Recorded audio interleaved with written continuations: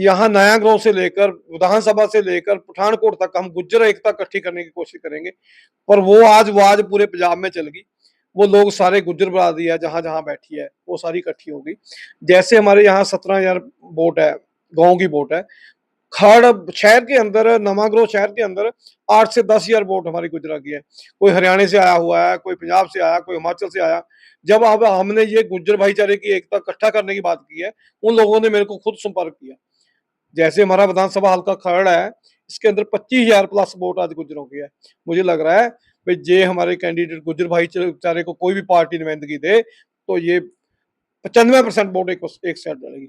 ये लोगों का मन का इंटरेस्ट है भाई अपना बंदा कोई अपने भाईचारे में से आगे आए, क्योंकि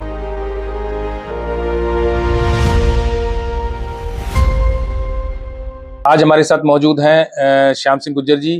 तो आइए हम इनसे बातचीत करते हैं, कुछ चर्चा करेंगे। आजकल एक बहुत ही ज़्यादा मुद्दा गरमाया हुआ है, वो न्यू चंडीगढ़ में स्थित जंती मादी और आसपास के गांव में पुल को लेकर जो मुद्दा है वो काफ़ी गरमाया हुआ है। लोग काफ़ी परेशान हैं, बरसात का मौसम चल रहा है, बच्चे आने जाने, स्कूल जाने में बच्चों को बहुत ज़्यादा परेशानी है। कोई पेशेंट यदि इधर से उधर जाता है वो भी परेशानी का सबब बना हुआ है। तो उसके लिए श्यामलाल जी ने एक बीड़ा उठाया कि हम इसको पुल को किसी न किसी माध्यम से, किसी न किसी ज़रिए से पुल को तैयार करेंगे। तो इन्हीं से जानने की कोशिश करते हैं कि आपने किस तरीके से उनको पुल को तैयार करने की प्लानिंग की और किस तरीके से फ्यूचर प्लान रहेंगे आपके। जी, नमस्कार श्याम जी। नमस्कार भाई साहब, सारे भाइयों को जय माता की, राम राम, सत श्री अकाल। मैं चौधरी श्यामलाल यही विधानसभा हल्का खरड़ से ही हूँ। जो हमारा गांव जयंती माजरी है वो न्यू चंडीगढ़ के बिल्कुल 1 किलोमीटर दूरी पे है। हमारे लोग एहसास करते हैं भी हम आज़ाद नहीं हुए, क्योंकि सरकारों ने पिछले 80 सालों में हमें कोई भी हमारी सार नहीं ली। जैसे कि हमारा एक न्यू चंडीगढ़ के बिल्कुल साथ में गाँव है, विधानसभा से 200 मीटर से हमारा हल्का स्टार्ट हो जाता है। पर आज तक हमारे यहाँ विकास नाम की कोई चीज़ नहीं है, कोई पुल, कोई रास्ते, कोई डेवलपमेंट नहीं हुई। इसलिए यहाँ पे हमारा जानी माली नुकसान बहुत ज़्यादा हो रहा था। बरसात के मौसम में हर साल जाके हो जाता है। पर राजनीतिक लीडरों से हमने बड़ी ट्राई की। हमारे मौके के एमएलए उनसे मिले, एमपी साहब से मिले, पर उन्होंने कोई इसके हमारे इलाके के बारे में कोई सार नहीं दी। इसलिए हमने कल एतवार सुबह 10 बजे एक मीटिंग रखी थी हमने शिव मंदिर पे, माता जयंती देवी के साथ में मंदिर है नाले जहाँ पे, वहाँ पे सब लोगों को, राजनीतिक पार्टी को हमने बुलाया था। पर माड़ी किस्मत ये है, जो मौके के एमएलए हैं या एमपी साहब है सरकार के, वो बगैर बुलाने से भी, बुलाए के बजाय भी वो पहुंचे नहीं आए। पर लोगों को मन में रोष है इस बात का कि हमने दोनों कैंडिडेट लीडरों को बड़ी तादाद में वोटां पा के जिताया था, पर उन्होंने हमारा मूल नहीं पाया। इसलिए हमने कल सारे राजनीतिक पार्टी के सारे लीडर इकट्ठे हो गए। किसी ने 2 लाख दिया, किसी ने 5 लाख दिया, किसी ने 2,000 थैला सीमेंट का दिया, किसी ने 100 क्विंटल सरिया दिया, किसी ने 50 क्विंटल सरिया दिया। मुझे लग रहा है भी 1 डेढ़ पुल का मटीरियल कल इकट्ठा हो गया।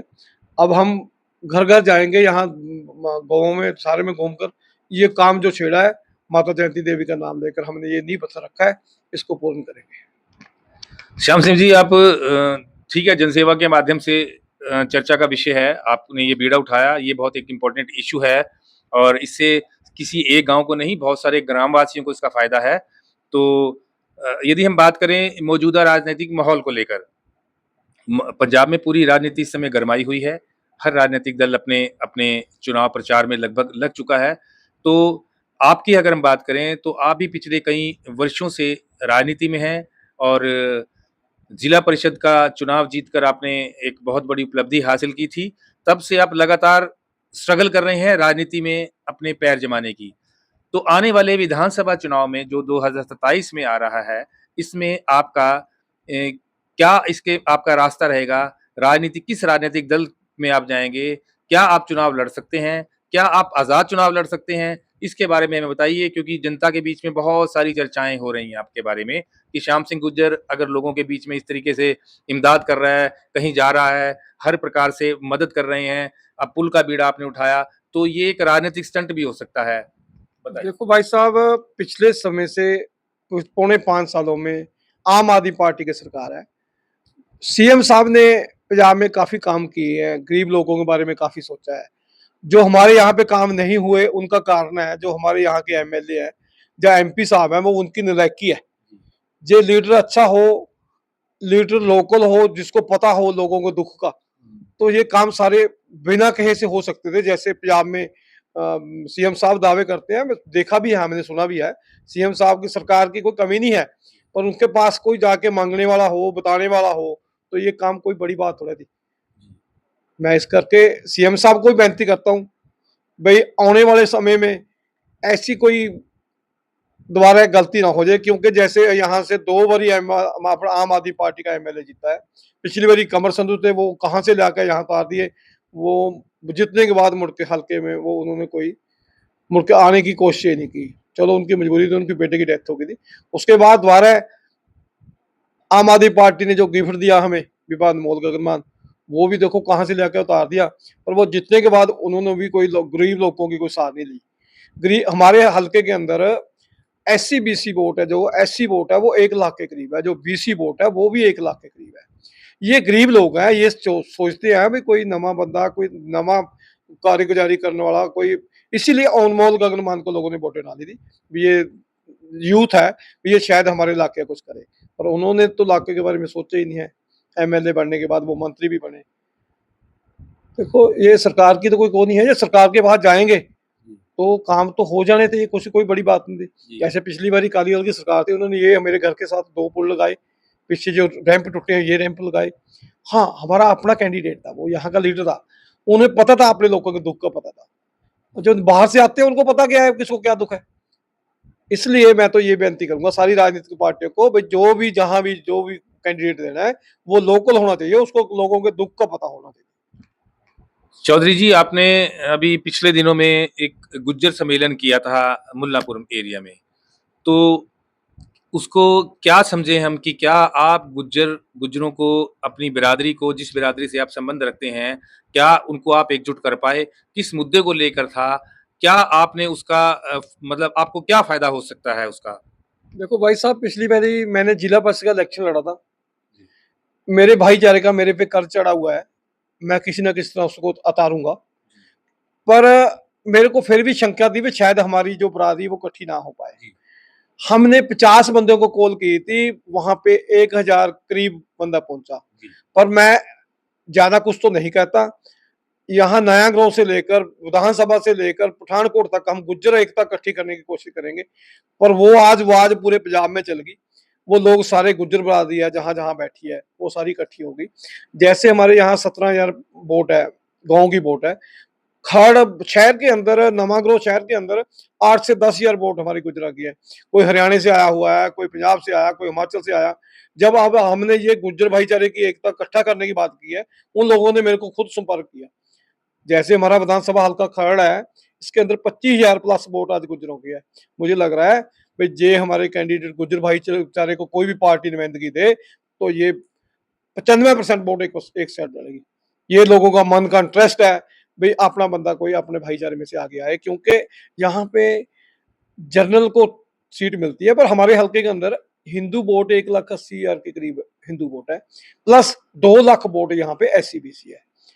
यहाँ जो कैंडिडेट आते हैं वो जनरल कैटेगरी से आते हैं, पर यहाँ जो जनरल कैटेगरी है उनकी आबादी बहुत कम है।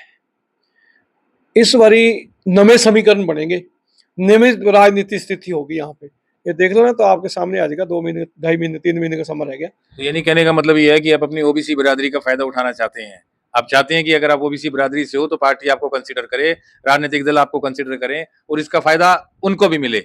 भाई साहब, मैं ओबीसी को नहीं फायदा उठाना चाहता। मैं तो ये कहता हूँ सभी पार्टियों के लीडरों को, सभी पार्टियों के जो सीनियर हैं, उनको ये कहना चाहता हूँ भाई, कम से कम जो गरीब लोग हैं उनकी आवाज तो सुननी चाहिए। 80 साल हमें आजाद हो गए, मैं अपने आप को आजादी नहीं एहसास कर रहा हूँ, क्योंकि यहाँ हर साल 5-4 ऐसे वो होते हैं, इंसिडेंट होते हैं जो बिल्कुल बहुत भयानक। जी।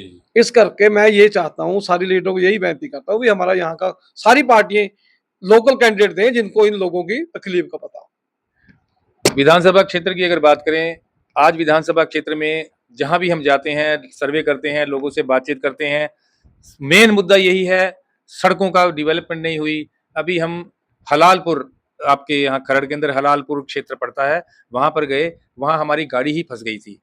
तो क्या कोई आवाज उठाने वाला विपक्ष नजर नहीं आ रहा?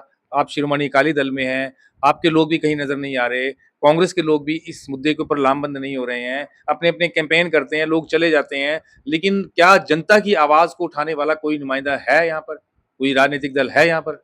भाई साहब आपने बहुत अच्छा सवाल किया, क्योंकि जो सरकारों के काम होते हैं वो गलियां, नालियां, पानी के जो साझे काम है वो सरकारों करती हैं, पर यहाँ वो उस चीज़ का कोई नाम नहीं है। अब हमें ये मजबूरी में जो हम कल पुल का नींव पत्थर रखा है, वो सारा कुछ देखकर मुझे लग रहा है लोग अपने आप ही बना देंगे ये सारा कुछ। जी। 1 डेढ़ पुल का मटीरियल कल इकट्ठा हो गया। हर एक बंदे का इंटरेस्ट है भाई गरीब लोगों की मदद करें। 80 साल आज़ाद हुए को हो गए, 80 साल में हमने एक दिन आज़ादी का एहसास नहीं हुआ हमें, भी हम आज़ाद हैं। इसलिए यही तो बार-बार कह रहा हूँ मैं, सब पार्टी को यही बेनती कर रहा हूँ, जैसे विभा अनमोल गगन मान इतनी दूर से लाके उनको यहाँ के इन लोगों के कल्चर के बारे में, इन लोगों के तकलीफ के बारे में नहीं पता। इसीलिए वो दोबारा नहीं आ रही। अब देखो पिछले साल हमने एक बैरियर पे उनको चेयर लगाकर जनता दरबार लगाने का मैसेज लगाया था। वो कुदरती उस दिन बारिश पड़ गई, हम यहाँ से वहां जा ही नहीं पाए। वहां हजारों लोग, प्रशासन ने बल्कि वहां पे 600-700 पुलिस मुलाजिम खड़ा कर कर उनको भगाया, उनकी आवाज सुनने के बजाय, जबकि मौके के एमएलए की, मौके के एमपी की, मौके की सरकार की गरीब लोगों की आवाज सुनने का अधिकार है, वो सुन सकते हैं, सुनने की बजाय उन्होंने इग्नोर कर दिया। हाँ, इसलिए बार बार मेरा एक ही कहना है भाई, गरीब लोगों की बात तो वही सुनेगा जो यहाँ का रहने वाला है। जी, आपका बहुत-बहुत धन्यवाद जी। बहुत बहुत शुक्रिया जी।